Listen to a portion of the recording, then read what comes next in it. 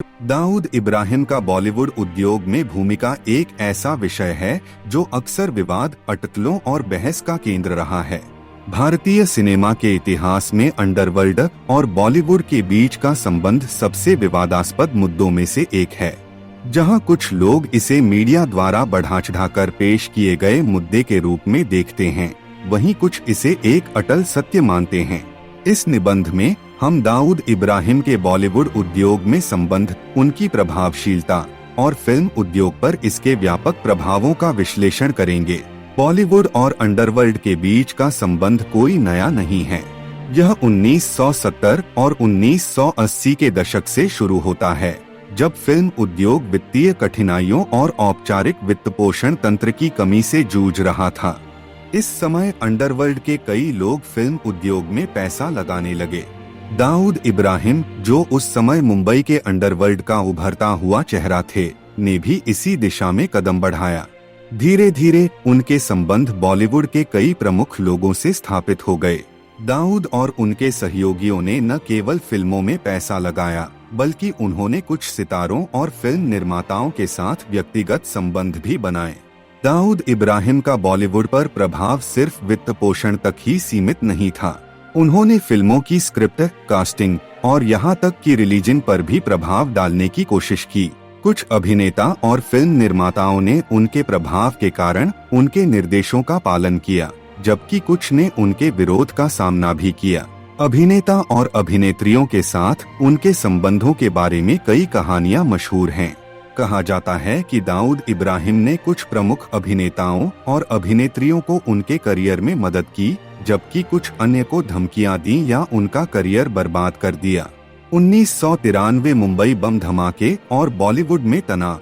1993 के मुंबई बम धमाकों के बाद दाऊद इब्राहिम का नाम एक प्रमुख संदिग्ध के रूप में सामने आया। इस घटना ने बॉलीवुड और अंडरवर्ल्ड के संबंधों को और भी अधिक उजागर किया। इस समय बॉलीवुड में कई लोग दाऊद और उनके संगठन से दूरी बनाने लगे। पुलिस और सुरक्षा एजेंसियों ने फिल्म उद्योग के उन व्यक्तियों पर भी नजर रखनी शुरू कर दी जो अंडरवर्ल्ड से जुड़े हो सकते थे।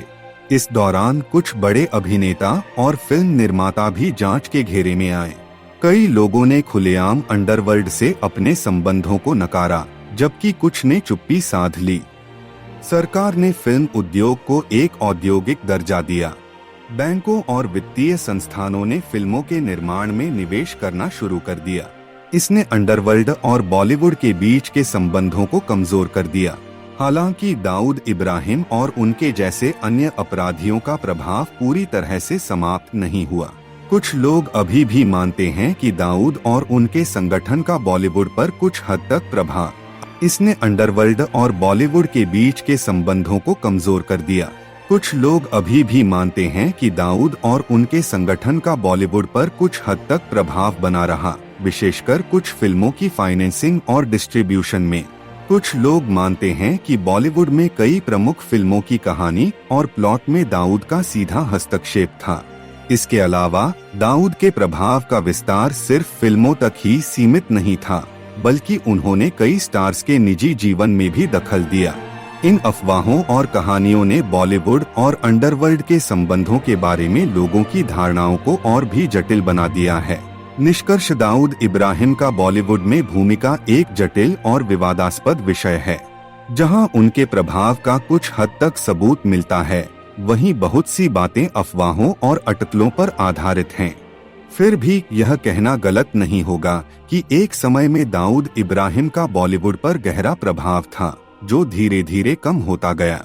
आज बॉलीवुड एक ऐसा उद्योग बन चुका है जो अधिक संस्थागत और व्यवस्थित है, और अंडरवर्ल्ड का प्रभाव अब पहले की तरह व्यापक नहीं है। फिर भी यह इतिहास का एक ऐसा अध्याय है जो भारतीय सिनेमा के अध्ययन में एक महत्वपूर्ण स्थान रखता है, और इसे समझना और अध्ययन करना बेहद आवश्यक है। ऐसे ही और रोचक फिल्मी कहानियों को सुनने के लिए हमारे चैनल को सब्सक्राइब करना मत भूलें।